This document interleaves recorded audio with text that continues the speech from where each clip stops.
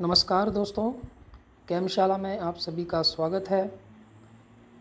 आज हम डिस्कस करेंगे डायमेंशनल एनालिसिस। यह टॉपिक क्लास 11 से है। चैप्टर है some basic concepts of chemistry. तो आइए शुरू करते हैं। डायमेंशनल एनालिसिस का मतलब क्या है? तो फर्स्ट पॉइंट आप देख सकते हैं, it is a method employed for converting the value of a quantity from one unit system to another. मतलब कि अगर हमारे पास एक क्वांटिटी है, फॉर एग्जाम्पल हम यहाँ पे डिस्टेंस ले लेते हैं, ठीक है। मान लीजिए दो पॉइंट्स के बीच का हमारे पास डिस्टेंस है और ये डिस्टेंस है 10 माइल्स, ओके। लेकिन हम इस डिस्टेंस को किलोमीटर में कितना होगा ये जानना चाहते हैं। तो इस कन्वर्जन को परफॉर्म करने के लिए हम डायमेंशनल एनालिसिस मेथड यूज करते हैं। Second point, this method was developed by François David at around 1799। तो सबसे पहले फ्रैंकोइस डेविड नाम के साइंटिस्ट ने इस मेथड को डेवलप किया था। इस मेथड को हम यूनिट फैक्टर मेथड या फिर फैक्टर लेवल मेथड भी कहते हैं। ऐसा क्यों कहते हैं, आगे जब हम ये मेथड यूज करेंगे तो उससे आपको पता चलेगा। नेक्स्ट पॉइंट, कि हम इस मेथड को simple as well as complex conversion के लिए यूज कर सकते हैं। अब ये सिंपल और कॉम्प्लेक्स कन्वर्जन का मतलब क्या है? तो देखिए, सिंपल कन्वर्जन उसे कहते हैं जिसमें एक ही quantity, only one quantity involve होती है। Only one quantity is involve. तो जैसे कि ये जो ऊपर हमने एग्जांपल लिया है, अगर हम दोबारा इसी को लें कि मुझे किसी चीज का डिस्टेंस पता है, किसी दो पॉइंट के बीच का डिस्टेंस पता है और वो 10 माइल्स है और मुझे उसे कन्वर्ट करना है मान लीजिए किलोमीटर में। तो यहाँ पर किलोमीटर और माइल्स ये एक ही क्वांटिटी डिनोट करते हैं, वो है डिस्टेंस या लेंथ। अब कॉम्प्लेक्स कन्वर्जन क्या है? तो कॉम्प्लेक्स कन्वर्जन वो होती है जिसमें एक से ज्यादा क्वांटिटीज का कॉम्बिनेशन होता है, which involves combination of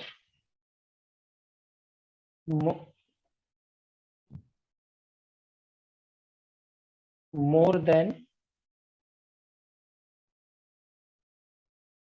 one quantity।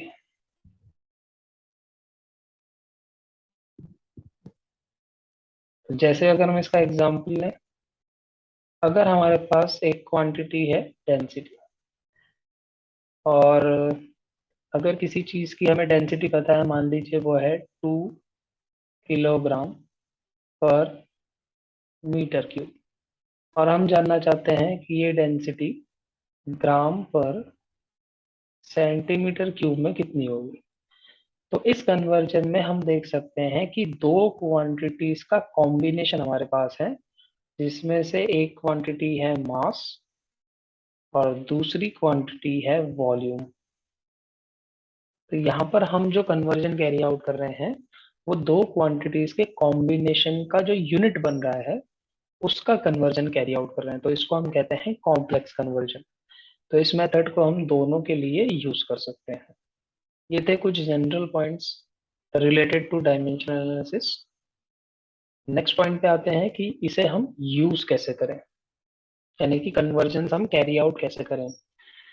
तो इसके 3 सिंपल स्टेप्स होते हैं, जिसे एग्जाम्पल से हम समझेंगे। मान लीजिए हमारे पास जो क्वांटिटी है वो है लेंथ, और किसी भी एक ऑब्जेक्ट की जो लेंथ है वो हमें पता है एज 5 फीट। एक ऑब्जेक्ट है, कोई भी हो सकता है, उसकी लेंथ हमें पता है कि 5 फीट है और हम उसे कन्वर्ट करना चाहते हैं सेंटीमीटर में। तो फिलहाल ये सिंपल कन्वर्जन हम कैरी आउट कर रहे हैं। अब 3 स्टेप्स में फर्स्ट स्टेप क्या है? We have to find the relation between the two unit. जो दो यूनिट हमारे पास हैं, इनके बीच का रिलेशन क्या होता है वो हमें लिखना है। तो हम सब जानते हैं कि 1 फीट जो है वो ऑलमोस्ट अराउंड 30 सेंटीमीटर होता है। तो ये हमारा पहला स्टेप है। सेकेंड स्टेप क्या है? To find the unit factors. अब ये यूनिट फैक्टर्स फाइंड करने की वजह से ही इस मेथड को हम यूनिट फैक्टर मेथड भी कहते हैं। तो यूनिट फैक्टर कैसे फाइंड करते हैं? पहले आपको राइट हैंड साइड को लेफ्ट हैंड साइड में लेकर आना है। तो ये डिवाइड होगा, बनेगा 1 फीट डिवाइडेड बाय 30 सेंटीमीटर। अब इसकी वैल्यू क्या निकल के आएगी? अगर हम राइट हैंड साइड को यहाँ ले आएंगे तो ये 1 के इक्वल होगा। अब हमें इसका उल्टा करना है। अब हमें लेफ्ट हैंड साइड को राइट हैंड साइड में लेकर आना है। तो ये यहाँ पर आके डिवाइड जब होगा तो ये बन जाएगा 30 सेंटीमीटर डिवाइडेड बाय 1 फीट। अब इसकी भी वैल्यू 1 आनी चाहिए, तो हमने इस तरह से लिख दिया। अब ये जो दो फैक्टर्स हमें नजर आ रहे हैं, एक 1 फीट डिवाइडेड बाय 30 सेंटीमीटर और एक 30 सेंटीमीटर डिवाइडेड बाय 1 फीट, ये जो हमें रेशो नजर आ रहे हैं, इन्हीं रेशियो को हम कहते हैं यूनिट फैक्टर्स। यूनिट फैक्टर्स यानी कि इस कन्वर्जन का, ये जो कन्वर्जन है, इसके ये दो यूनिट फैक्टर्स हमें मिले हैं। अब इस इक्वेशन को हम 1 दे देंगे। इन्हें यूनिट फैक्टर्स क्यों बोलते हैं? क्योंकि इनकी वैल्यू 1 के इक्वल होती है। ठीक है। अब यूनिट फैक्टर फाइंड करने के बाद हमारा लास्ट स्टेप आता है, वो है कन्वर्जन। फाइनल कन्वर्जन है। अब हमें कन्वर्ट किसे करना है? 5 फीट को। तो हम उसी को लिख देंगे 5 फीट, जिसे हमें कन्वर्ट करना है। इसे हम लिखेंगे 1 मल्टीप्लाई बाय सेम 5 फीट। यानी जिसे भी हमें कन्वर्ट करना है उसे हमें लिखना होता है इक्वल टू 1 इंटू सेम चीज। ठीक है। अब ऐसा हम लिख सकते हैं, हमें पता है हम किसी भी चीज को 1 से मल्टीप्लाई करेंगे तो आंसर वही आएगा। अब लेकिन हमने ऐसा इसलिए किया क्योंकि ये 1 की जगह पर हम इन दोनों यूनिट फैक्टर में से किसी भी रेशो को यूज कर सकते हैं। हम उस रेशो को यूज करेंगे जिसमें हमारा रिक्वायर्ड यूनिट जो है वो न्यूमरेटर में हो, तो हम ये वाला यूनिट फैक्टर यूज करेंगे। ठीक है। तो 1 की जगह हमने लिख दिया 30 centimetre divided by 1 feet multiply by 5 feet.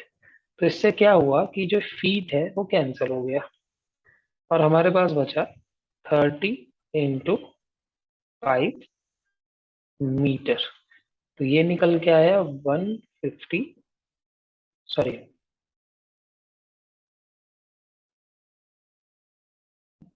Centimetre.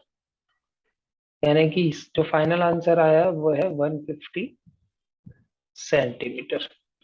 तो ये हमारा कन्वर्जन हो गया कि जो 5 फीट है वो 150 सेंटीमीटर के इक्वल होगा। तो देखा आपने, बहुत सिंपल मेथड है।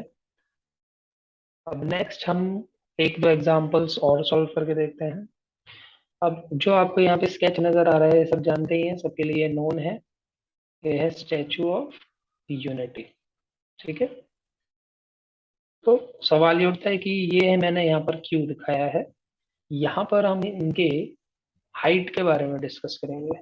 तो जैसा सब जानते हैं, ज्यादातर लोगों को पता होगा कि जो स्टैचू ऑफ यूनिटी है उसकी जो हाइट है वो है 597 फीट।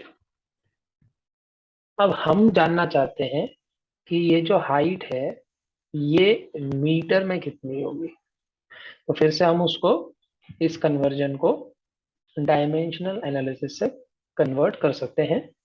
तो फिर से हमारा जो पहला स्टेप होगा यहाँ पे वो क्या था?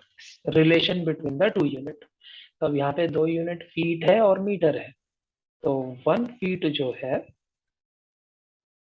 वो 0.3 मीटर के इक्वल होता है। अप्रोक्सीमेट वैल्यू हमने ली है। फिर हमारा सेकेंड स्टेप होता है सबसे important, that is unit factor. तो यूनिट फैक्टर का तरीका हमने बताया कि पहले आपको राइट हैंड साइड को डिवाइड करना है तो ये डिवाइड होके बनेगा 1 feet divided by 0.3 metre equal to 1, which will be again equal to 0.3 metre divided by 1 feet. तो ये हमें दो यूनिट वेक्टर मिल गए, इसको हमने इक्वेशन 1 दे दी। अब लास्ट स्टेप हमारा होता है कन्वर्जन। तो हमें किसे कन्वर्ट करना है? 597 फीट को। तो हमने लिखा 597 फीट इक्वल टू, हम क्या करते हैं 1 से मल्टीप्लाई कर देते हैं, 1 इंटू 597 फीट। अब 1 की जगह हम कौन सा यूनिट फैक्टर यूज करेंगे? जिसमें मीटर न्यूमरेटर में हो, ये वाला। तो हम लिखेंगे 1 की जगह 0.3 metre divided by 1 feet, multiply कर देंगे 597 फीट से। तो यहाँ क्या होगा? फीट से फीट कैंसिल हो जाएगा, लास्ट में हमें मिलेगा 0.3 multiply by 597 metre. So this will come out to be 1,179.1 metre. इसका मतलब है कि जो 597 फीट है वो 179.1 मीटर के इक्वल होता है। इसी तरह से हम एक और एग्जांपल देखते हैं। यहाँ पर आपको क्या नजर आ रहा है? एक ह्यूमन बॉडी का स्केच, आउटलाइन। अब यहाँ पर हमने ह्यूमन बॉडी क्यों ली है? क्योंकि एक एवरेज ह्यूमन बॉडी की अगर हम बात करें तो बायोलॉजी पढ़े हैं उनको पता ही होगा ये, कि एक एवरेज ह्यूमन बॉडी में जो ब्लड का वॉल्यूम होता है, वॉल्यूम ऑफ ब्लड, वो होता है, अगर मैं आपको कहूँ कि ये ऑलमोस्ट 1.4 गैलन होता है। तो आप कहेंगे गैलन क्या चीज है? तो गैलन भी वॉल्यूम का ही एक यूनिट होता है। ये इसलिए हमारे लिए इतना कॉमन नहीं है क्योंकि ये जनरली यूएस साइड यूज होता है। तो हम इसे कन्वर्ट करना चाहते हैं हमारे यूनिट में जो है लीटर। तो फिर से हम वही 3 स्टेप्स फॉलो करेंगे। पहला स्टेप क्या है? इनका रिलेशन।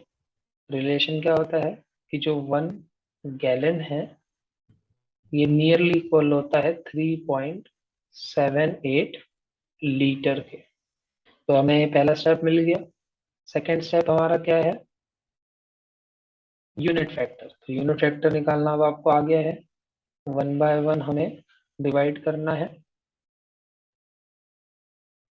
तो ये 1 के इक्वल आ जाएगा। फिर सेकेंड साइड हम डिवाइड करेंगे, ये भी 1 के इक्वल होगा।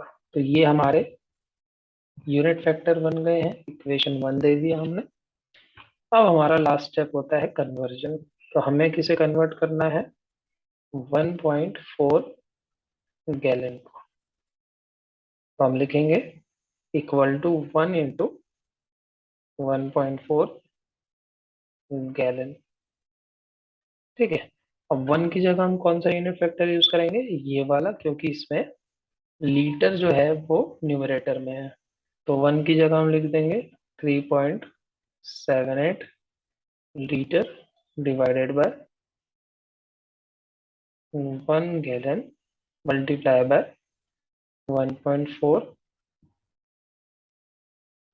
गैलन। तो गैलन से गैलन कैंसिल हो जाएगा, हमें लास्ट में मिलेगा 3.78 मल्टीप्लाई बाय 1.4। ये किस में आएगा आंसर? लीटर में। और ये निकल के आएगा 5.292 लीटर। इसका मतलब है कि 1.4 गैलन जो है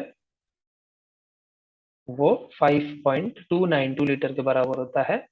और इसका मतलब है कि एक एवरेज ह्यूमन बॉडी के अंदर इतना एवरेज ब्लड ऑलमोस्ट होता है, नियरली 5.2 लीटर।